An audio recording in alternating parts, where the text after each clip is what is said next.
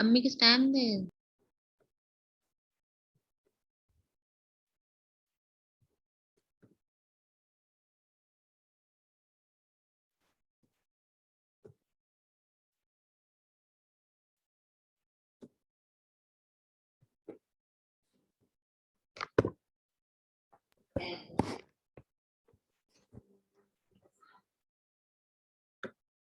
Okay, Ji. So you have come back. Let's the other students join. Participant, see your screen. Okay, and then we shall start from third stanza.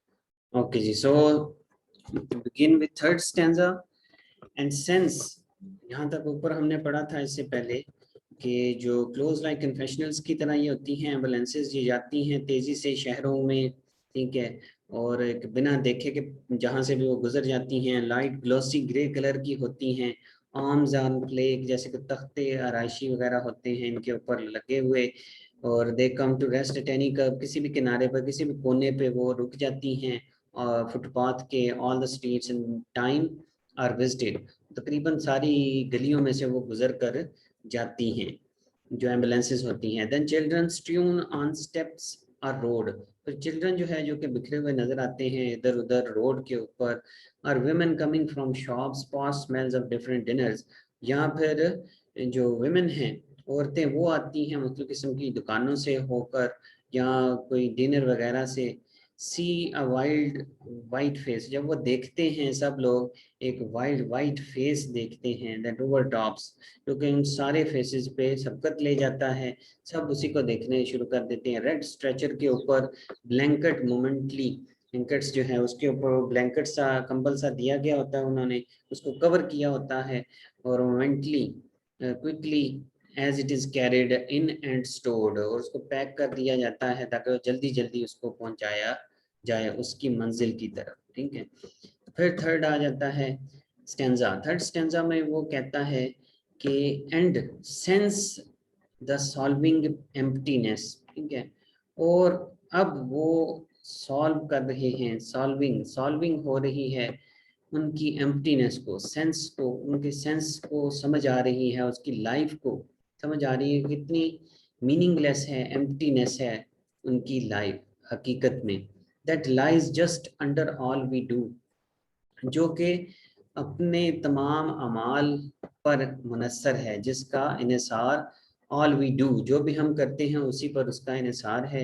And for a second get it whole, और एक second के लिए सब कुछ यही है, एक second के लिए वो समझते हैं कि सब कुछ यही है, ये मौत ही हर एक चीज है, ठीक है। सो परमानेंट, और बिल्कुल ये इतनी, ये परमानेंट है एंड ब्लैंक एंड ट्रू, और ये रियल है और बिल्कुल ये ब्लैंक है, बिल्कुल वाजे है, क्लियर है और ट्रू है, ये रियल है, रियलिटी है इसके अंदर, इस मौत के अंदर। द फास्टन डोर्स रिसीड, वो तेजी से डोर्स जो हैं वो फिर बंद हो जाते हैं। पुअर सोल, फिर लोग क्या कहते हैं, बेचारी रूह, they whisper at their own distress, हकीकत में वो अपनी बारे में विस्पर कर रहे होते हैं, सरगोशी कर रहे होते हैं, कान में एक दूसरे के बोल रहे होते हैं, हकीकत में वो अपनी डिस्ट्रेस के बारे में, अपनी परेशानी कि हमें भी ये मौत आएगी, हमें हमारी जो लाइफ है ये भी एक क्या है कि आर्जी दुनिया है, ठीक है, इस आर्जी दुनिया के अंदर इमॉर्टल जो है मॉर्टल वर्ल्ड है, इमॉर्टल नहीं है हम, और इस डिस्ट्रेस को वो खुद को विस्पर कर रहे होते हैं बेसिकली, ठीक है। फिर आ जाता है उसके बाद next stanza. The next stanza में कहता है for borne away in dead and air, क्योंकि उनको लेकर जाया जाता है borne away, carried away, यानी उनको लेकर जाया जाता है deadened air, मुर्दा हवा के अंदर, ठीक है, जो deadened air है उसके अंदर उसको लेकर जाया जाता है। may go the sudden shut of loss, ठीक है, और शायद हो सकता है कि वो सडन शट ऑफ लॉस, उनको लेकर जाया जाए एक शट ऑफ लॉस, खत्म होने, एंड की तरफ, अपने एख्तिताम की तरफ लेकर जाया जाए।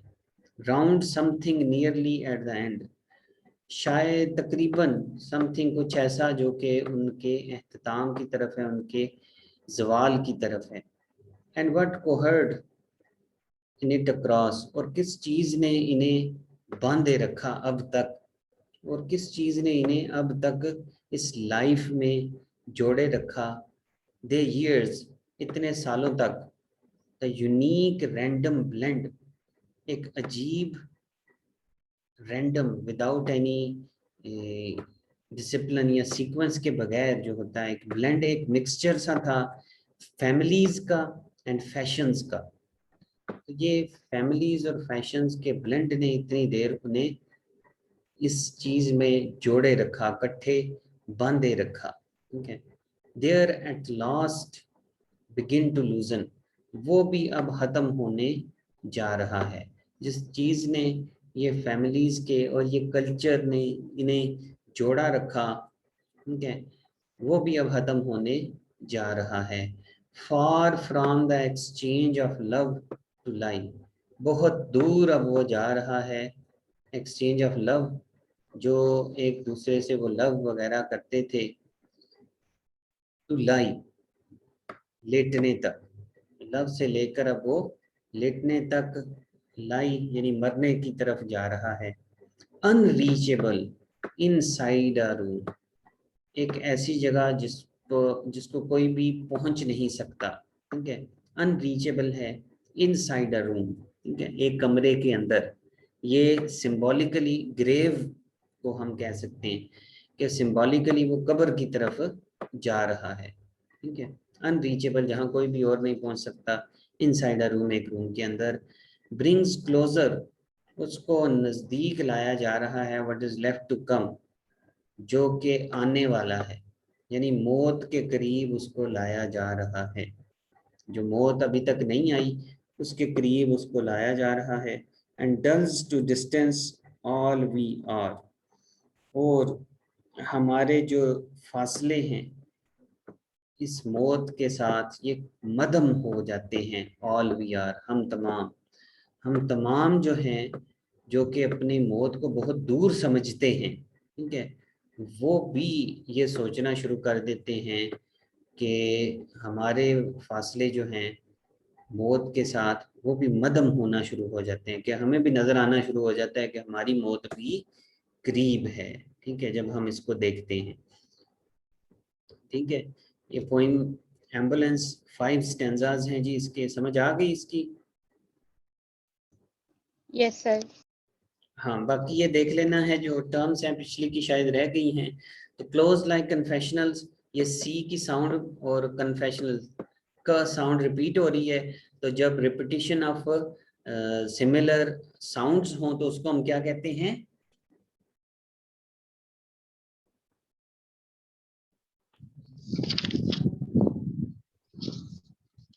रेपिटेशन ऑफ सिमिलर, एलिट्रेशन, जी एलिट्रेशन कहते हैं, एलिट्रेशन कहते हैं। हाँ जी, एलिट्रेशन कहते हैं, वेरी गुड, एलिट्रेशन कहते हैं। क्लोज और कन्फेशनल्स, सो क्लोज और कन्फेशनल्स की साउंड जो है तकरीबन मिलती जुलती है।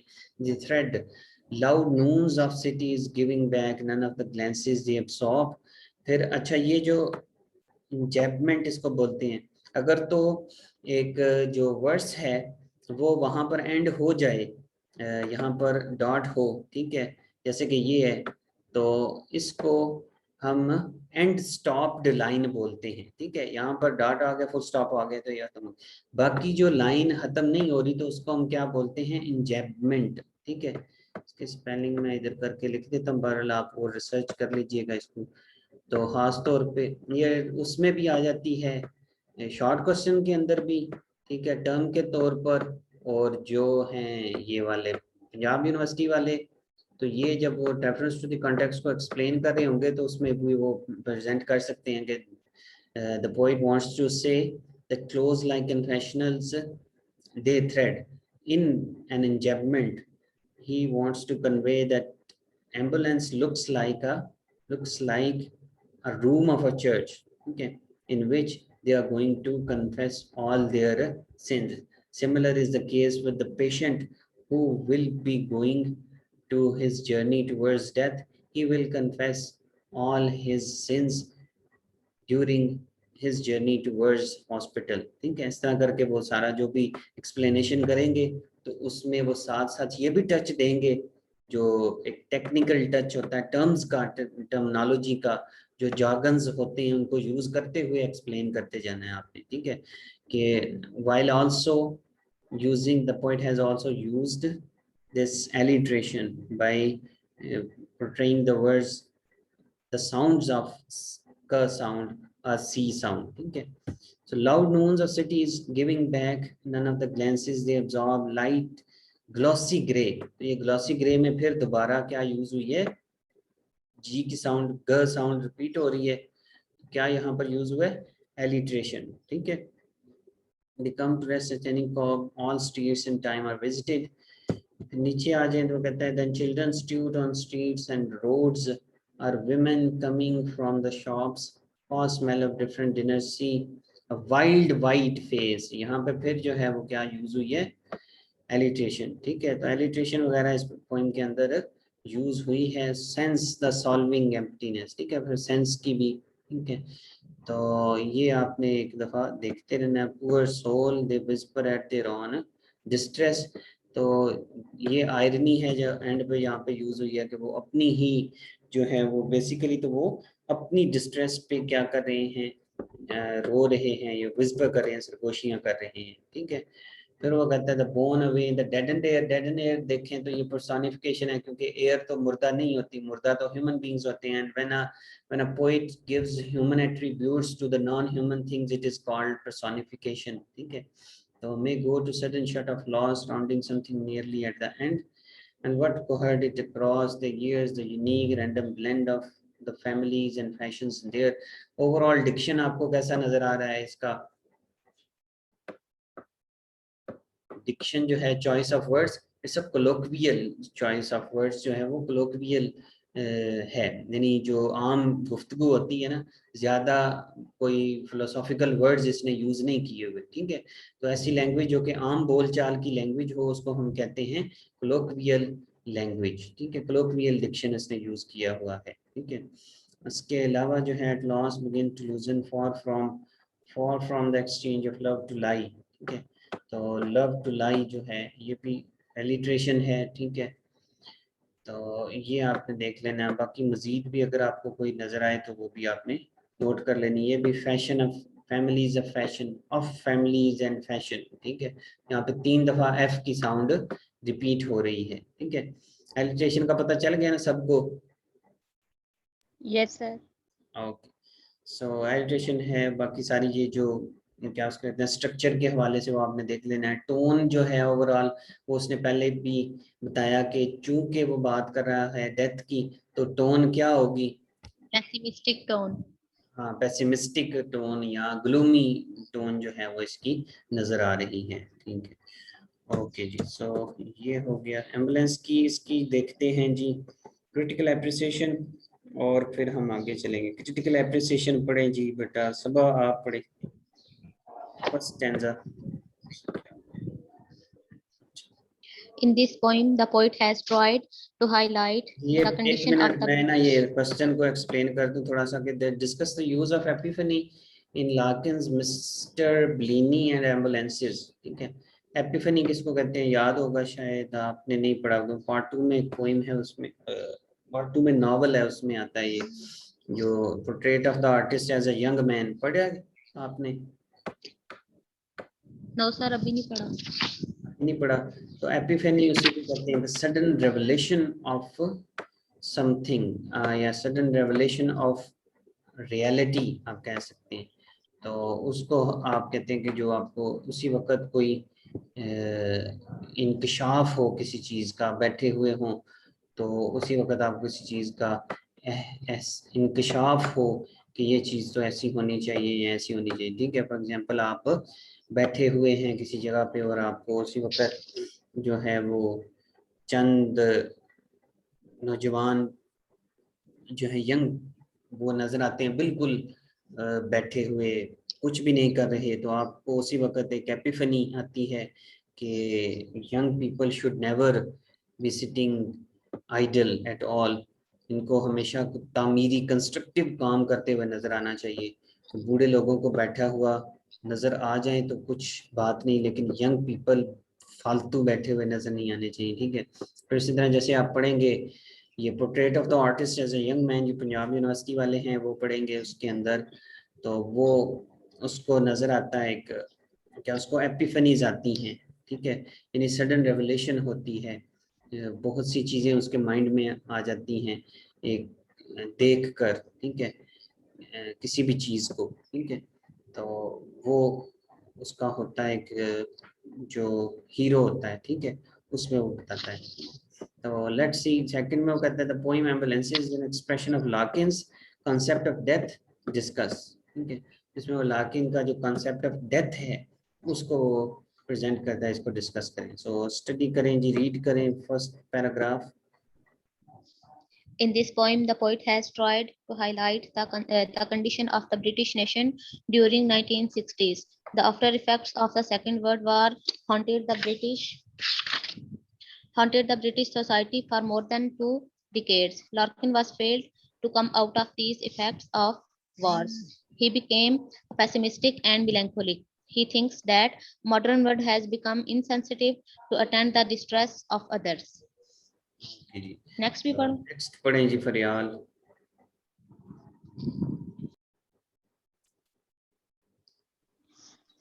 An ambulance signifies illness. It fills its spectators with the thought of death. Its spectators anticipate that their own life is coming to an end when they see an ailing man being taken to a hospital by an ambulance. The approach of death would mean an end of family relationship. Larkin had been obsessed with the fact of death throughout his life. Therefore, it is a pessimistic poem with an atmosphere of pathos and melancholy hovering over it. Okay जी, तो ये बताता है कि illness को signify कर रही है, ठीक है। फिर वो एलिंग मैन जो बीमार आदमी को लेकर जा रहे हैं हॉस्पिटल की तरफ, और एक मंडलाती हुई मौत नजर आ रही है, ठीक है, होवरिंग जो मंडला रही है, और पेथोस का एटमॉस्फेयर है, यानी एक दुख का, गम का, ट्रेजेडी सी एक नजर आ रही है, ठीक है। इससे आगे पढ़ें जी, नेक्स्ट किरण चली गई है, चले सबा आप पढ़ें। The first two stanzas of the poem contains a very vivid and realistic imagery. When an ambulance comes to a stop, women coming from the shop look at it and also at the wild, white face of the sick man who is being taken to a hospital. Past smells of different dinners means that these women passed several food shops, emitting odors of different kinds. The remaining three stanzas of this poem contains the poet's reflections and meditations on the sad fate waiting for all of us. The entire life of an individual loses its meaning in the face of death. There is also a vivid picture in the line, the traffic parts to let go by. It means when an ambulance is driving through a road, the people quickly move away to make way for the ambulance. yes, इसमें बताया गया है कि to standard point जो है vivid और realistic imagery है इसके अंदर, ठीक है। when an ambulance comes to a stop, women coming from the shops looks at it, ये आप लोगों ने याद रखना है जो है पंजाब यूनिवर्सिटी वाले, कि जब भी पोइम्स खास तौर पे दोनों यानी कि क्रिटिकल अप्रिसिएशन आए तो आपने शुरू करना है टाइटल से, ठीक है। What is the title, what does it signify, वो टाइटल क्या सिग्निफाई कर रहा है, फिर आहिस्ता आहिस्ता आपने आने जाना है उस पोइम के अंदर क्या थीम है, क्या चीज मेन बात क्या बताई गई है, जो एक एटमॉस्फेयर कैसा है, ठीक है। फिर उसको टच करते हुए स्टैंजा बाय स्टैंजा क्रिटिकली बयान करते जाना है कि उसने जो वर्ड्स क्रिएट किए वो बेसिकली उसने कैसे इमेजेस दिखाए रीडर को, ठीक है, फिर रीडर कैसे परसीव करता है, ठीक है, और उस चीज को आगे लेकर जाता है, ठीक है। तो ये आपने याद रखना है, some time if you forget so you might have a sort of approach that you can start writing on your own, ठीक है, कि आप खुद भी थोड़ा बहुत जो है उसको मोल्ड करते जाएं, ठीक है। So it means an ambulance is driving through a road, the people quickly move away to make a way for ambulance। फिर वो कहता है जी कि the poet has made a very beautiful use of visual imagery, ठीक है। Beautiful जो है वो, क्योंकि आप एमए इंग्लिश के स्टूडेंट्स हैं, कोशिश करें इस तरह के वर्ड ना यूज करें, लिटरेरी से जो लफ्ज होते हैं ना वो अपनी वोकेबलरी थोड़ी सी बनाएं और इंक्रीज करें, वो लिखते रहा करें किसी एक जगह पर। एक वर्ड है एक्सक्विजिट, QUISITE, ठीक है। तो ऐसे के जब आप राइट करें तो ये ना पता चले कि कोई, अब जो ब्यूटीफुल का वर्ड है ये छठी क्लास के बच्चे को भी आता है, ठीक है, यहाँ मतलब के 4 क्लास के बच्चे को भी ये वर्ड आता है, ठीक है। तो what is the difference between a student of MA English and the student of 4th class, ठीक है। तो वो आपको थोड़ा सा जो है वो लिटरेरी सी जो लैंग्वेज है वो कोशिश करनी है आपको यूज करने की, ठीक है, लेकिन वो ऐसी के वहां पर वो यूज भी हो जाती है, ठीक है। अगर आप मतलब है कि जैसे इसने विविड लिखा हुआ है तो गुड पिक्चर नहीं कहना, विविड जो है वो बेटर है, ठीक है। इसी तरह एक्सक्विजिट जो है ब्यूटीफुल की जगह पर ज्यादा जो लिटरेरी वर्ड हमें लग रहा है, ठीक है। तो use of visual imagery, for example closed like confessionals, light glossy grey, arms on plaque, a white wild face, ठीक है, ये फेस था इसने इफेक्ट कर दिया, ये ठीक कर लीजिएगा। Red stretcher, blend of families, auditory imagery can be traced through the phrase loud noons of cities, ठीक है। वेयर एज ऑल्फैक्ट्री, ऑल्फैक्ट्री कहते हैं सेंस ऑफ जो स्मेल है, ठीक है, तो सूंघने की हिस्स से मतलब जो उसने इमेजरी बताई है वो है is clear in the phrase past smell of different dinners. The use of alliteration is also very जो है वो ब्यूटीफुल, विविड और एक्सक्विजिट, और कोई वर्ड इसकी जगह पर यूज आप कर सकते हैं। Closed like confessional, glossy grey, come kerb, different dinners, wide wide sudden shout, families and fashion and dulls to distance, ये सारी उसने alliteration की examples एंड पर दी हैं, ठीक है। तो ये हो गया आपका सेकंड जो थी एम्बुलेंस की क्रिटिकल एप्रिसिएशन, ठीक है।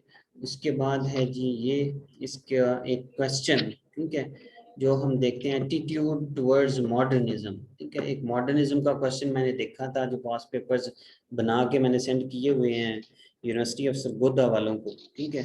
उसमें मॉडर्निज्म का एक क्वेश्चन था जो 2 दफा मेरे ख्याल से आया हुआ है, जो कि उसका क्या modern poetry as a modern poet Larkin को आप एक्सप्रेस करें, ठीक है। तो ये देखते हैं, वो कहता है कि लार्किन्स पोइट्री एक्सप्रेसेस डिसकंटेंट, सर ये डिस्कस, बस 4 पॉइंट्स ही हैं हमारे सिलेबस में। क्या, हाँ जी, सिर्फ 4 फिलिप पॉइंट्स हैं, लार्किन की बस। हाँ जी, सिर्फ 4 पॉइंट्स हैं फिलिप लार्किन की आपके सिलेबस में, यूनिवर्सिटी ऑफ सरगोदा और पंजाब यूनिवर्सिटी दोनों के सिलेबस में सिर्फ 4 पॉइंट्स हैं और चारों की 4 सेम हैं दोनों यूनिवर्सिटीज़ में। जो हमने पहले शुरू से पढ़ी थी चर्च गोइंग, फिर उसके बाद मिस्टर पेलिनी, फिर ये एम्बुलेंसेज, और चौथी पोइम है वो 1914, ठीक है, 1914 जो है वो हमने आज 2 आज पढ़ी हैं और 2 से पहले।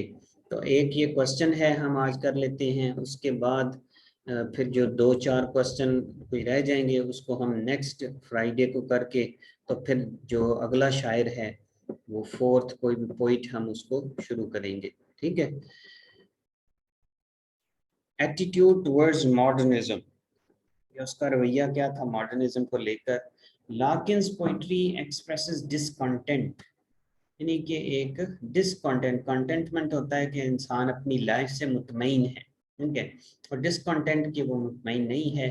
Discuss with close reference to the poems you have read, या दूसरा सवाल उसने बोला है कि there are several poems of Larkin which tentatively explore the possibility of a positive meaning in life.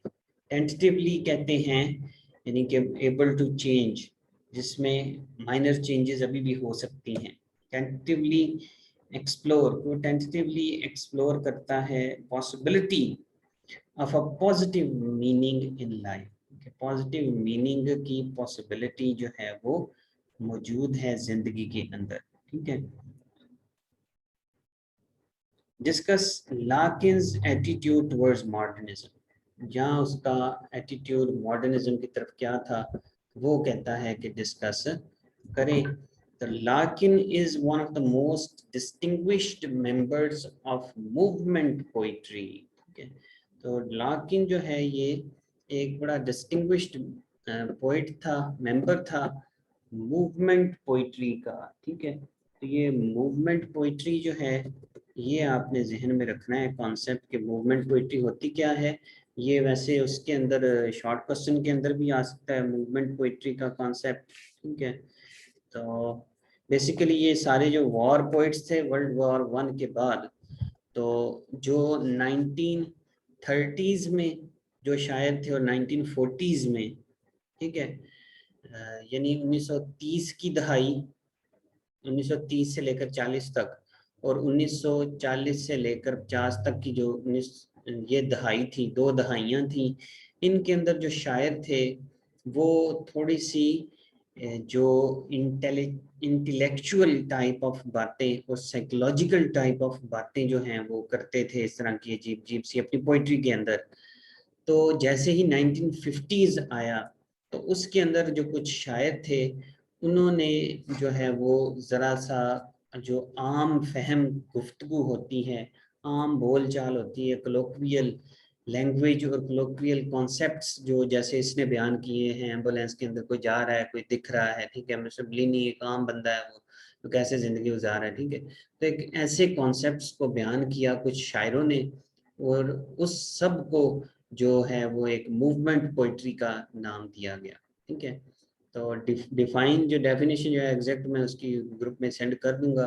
तो इसने भी शायद आगे जाकर कुछ बताई होगी कि मूवमेंट पोइट्री जो थी he was, so you can say कि group of poets which began fame in 1950s and they were against the poetry as a reaction towards the poetry of 1930s and 40s, and they were writing very colloquial concepts and everyday concepts in everyday language. ठीक है.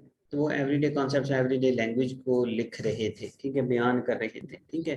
तो sir repeat कर, क्या repeat कर group दें. of poets, literary group of poets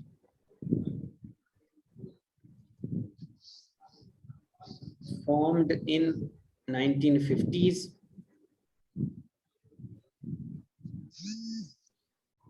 A literary group of poets formed in 1950s emphasized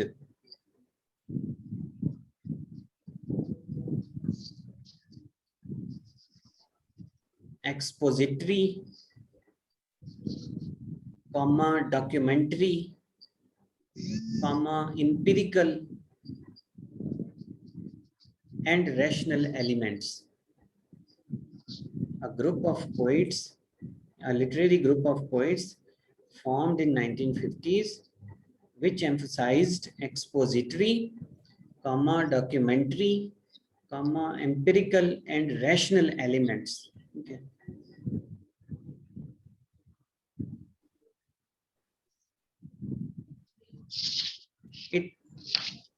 It includes Philip Larkin, DJ and Wright, D फिर J और N Wright, ENRIGHT, DJ and Wright, and Kingsley Amis, KINGSLEY, Kingsley Amis जो है etcetera. इस तरह के चंद एक नाम थे जो आपने वो ले लेने हैं इसके अंदर. ठीक है. किंग्सले एक्सेट्रा, ठीक है।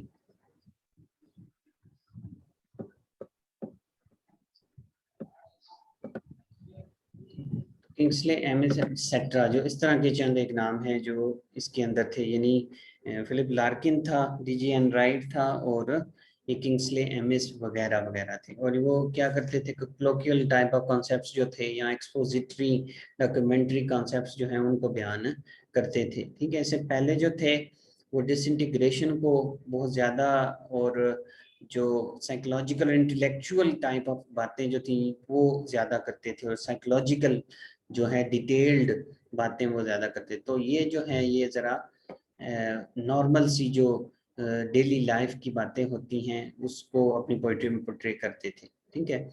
तो ये हैं जी इसके concept. Larkin is one of the most distinguished members of the movement poetry. The movement poet इसको कहा जाता है, ठीक है। शॉर्ट क्वेश्चन में आ सकता है कि why Larkin, Philip Larkin is called a movement poet, कि उसको फिलिप लार्किन को movement poet क्यों कहा जाता है, ठीक है। He was impressed by the symbolist poetry of W.B. Yeats, but afterwards he rejected Yeats in favor of Thomas Hardy, ठीक है। तो वो पहले तो मुतासर हुआ जो सिंपलिस्ट पोइट्री थी W.B. यीट्स की, लेकिन W.B. यीट्स भी एक मॉडर्न पोइट था, ठीक है। तो ये भी, लेकिन उसके बाद उसने इसको कॉन्सेप्ट को रिजेक्ट किया और फेवर ऑफ थॉमस हार्डी, या टॉमस हार्डी दोनों तरह से बोला जाता है, टॉमस भी और थॉमस भी। तो थॉमस हार्डी जो था ये पेसिमिस्ट था, ठीक है, पेसिमिस्टिक थी इसकी अप्रोच, तो इसके तरफ उसका ज़्यादा जो है वो रगबत हो गई। थॉमस हार्डी जो था ये नॉवलिस्ट था विक्टोरियन एज का, आपने शायद पार्ट 1 में इसके नावल दोनों जो है वो सर पढ़ा हुआ है इसका नाम। हाँ, जो रिटर्न ऑफ द नेटिव है पंजाब यूनिवर्सिटी में, और सरगोदा यूनिवर्सिटी में कौन सा है, टेस्ट ऑफ द बबल्स जो है, ठीक है, वो होगा। Though he belongs to modern age, yet he was traditionalist and a critic against modernism. Particularly, he is against Parker, Pound, Ezra Pound, and Picasso because he thinks that modernism helped put people neither to enjoy nor endure this kind of art. Okay. He believes that modernist art do not have any lasting power. ठीक है, कहता है कि modernist के अंदर कोई power नहीं है, लास्टिंग पावर वो उसके मुताबिक नहीं है, इट मिस्टिफाइज, ठीक है। तो ये ज्यादा मिस्टिफाई कर देता है, outrageous the people and it is filled with vulgarity and violence, ठीक है। वो कहता है इसमें जोर ज्यादा मिस्ट्रीज बन जाती हैं और आउटरेज कर देता है, और ज्यादा गुस्सा दिलाता है लोगों को। Larkin seems to think that modernist art, whether music, painting or poetry, are complex. ये वो कहता है कि ये बहुत ज्यादा पेचीदा हैं ये सारे आर्ट्स जो हैं, ठीक है, एंड डिफिकल्ट टू एक्सप्लेन, उनको बयान करना मुश्किल है, ठीक है। इन दिस व्यू, इस व्यू में सच वर्क्स एज द वेस्टलैंड, जैसे कि वेस्टलैंड है और द यूलिसिस है, contain difficult references which put a reader in great complexity, ठीक है, तो जो कि कम्प्लेक्सिटी में डाल देते हैं। और वो कह भी सही रहा है कि जो द वेस्टलैंड है वो भी, और जो यूलिसिस जो है, ठीक है, ये दोनों, इसमें जो स्ट्रीम ऑफ कॉन्शियसनेस का कॉन्सेप्ट है वो भी आम तौर पे समझ नहीं आता कि वो एक बात कहीं और की कर रहा होता है, दूसरी बात किसी और की शुरू कर देता है, आम रीडर को उसकी अच्छे तरीके से समझ नहीं आती। और जो ग्रेट कम्प्लेक्सिटी है, रेफरेंसेस भी, ठीक है, ये भी वेस्टलैंड के अंदर और यूलिसिस के अंदर, यानी ओल्ड रेफरेंसेस जो बिब्लिकल रेफरेंसेस या मिथोलॉजिकल रेफरेंसेस, अगर एक रीडर ने ये पढ़े ही नहीं है तो वो कैसे समझ सकता है, तो इसलिए वो बहुत कम्प्लेक्स है, ठीक है। हर रीडर जो कि एक एक्सटेंसिव रीडर नहीं है, मिथोलॉजी जिसने नहीं पढ़ी हुई, तो उसको इसकी समझ आना मुश्किल हो जाती है। तो इसलिए वो कहता है मॉडर्निस्ट जो हैं ये कम्प्लेक्स है बहुत ज्यादा पोइट्री, लार्किन के मुताबिक। दो लार्किन्स अर्ली पोइट्री इज यीट्सियन, वो यीट्स से मुतासर होकर उसने लिखी अर्ली पोइट्री जो है जिसमें सिंबल्स थे काफी and rhetorical, yet his diction and metrics show that he is also influenced by the poetry of Ezra Pound, कि वो जो है वो एजरा पाउंड की पोइट्री से भी मुतासर है। एजरा पाउंड जो थी वो भी इमेजरी जो है बहुत ज़्यादा यूज़ करती थी। इमेजिस्ट पोइट्स में इसका भी शुमार होता था और सिंबॉलिक जो सिंबलिज्म है उसमें भी इसका शुमार होता था। Larkin believes that every poem must be its own soul, freshly created universe. He does not believe in a common myth making जो है, ठीक है। तो कहता है कि हर पोइम जो है वो एक नए तरीके से लिखनी चाहिए, बजाय कि बंदा किसी एक स्ट्रक्चर को पकड़ ले और उसी को फॉलो करता रहे। He also rejects the evolutionary view of poetry adopted by modernists. तो वो एक जो evolutionary view है पोइट्री का जो कि मॉडर्निस्ट ने अपनाया हुआ उसको भी वो जो है वो रिजेक्ट करता है। His anti-modernism also attracts him to the traditional poets like Wordsworth, Hardy, Edward Thomas वगैरह, ठीक है। तो वो जो एंटी मॉडर्निज्म है तो उसका जो ये स्टांस है also attracts him towards traditional points. तो वो उन्हें उसकी तरफ ले जाता है जो ट्रेडिशनल पोइट्स थे। These poets always use an easy moderate language, a language use by common man, ठीक है। तो वो सारे कॉलोक्वियल लैंग्वेज यूज करते थे, काम लैंग्वेज जो कि कॉमन मैन यूज करते हैं, ठीक है। Firstly he rejects the element of complexity. हाँ जी, तो पहले वो कॉम्प्लेक्सिटी के एलिमेंट को क्या करता है, रिजेक्ट कर देता है। यहाँ से पढ़ें जी फरियाल।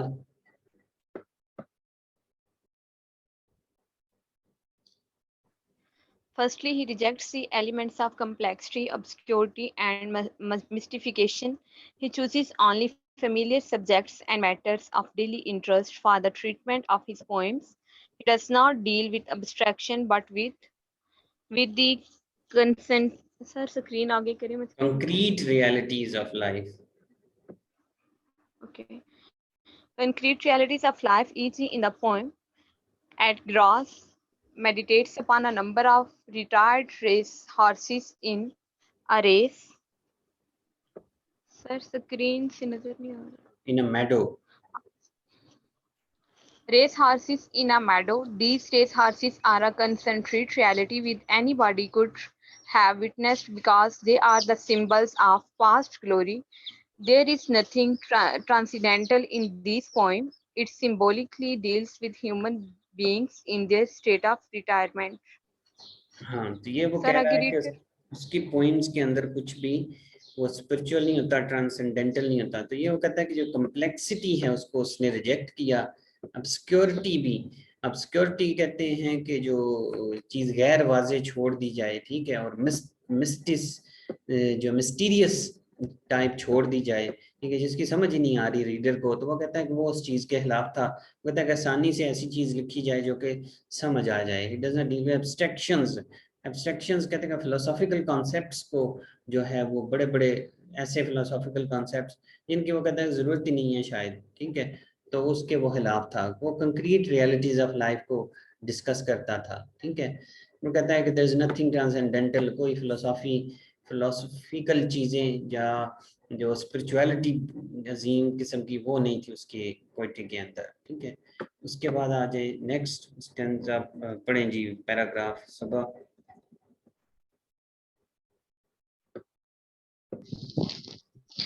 Anti-modernist elements are also found in the poems Wedding Wind and Church Going.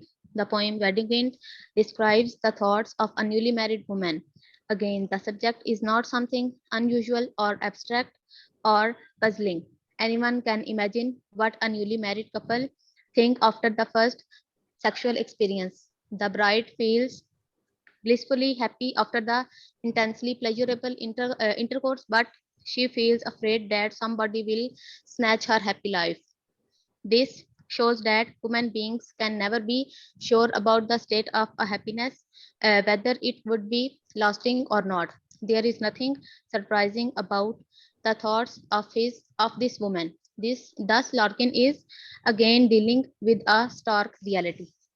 ठीक है, तो वो बड़ी यानी नॉर्मल सी और बोल्ड चीजें इन इजी वर्ड्स में वो बयान कर रहा है, ठीक है। Elements found in poem wedding wind और ये दूसरे जितने भी हैं उनके अंदर भी, पोइम्स के अंदर चर्च गोइंग में भी the poem wind describes the thoughts of newly married couple जो है या मैरिड विमेन, उसके बारे में जो बयान कर रहा है उसका जैसा भी वो एक्सपीरियंस था, ठीक है, और कैसे वो हर bride feels blissfully happy after intensely pleasurable intercourse, but she feels afraid that some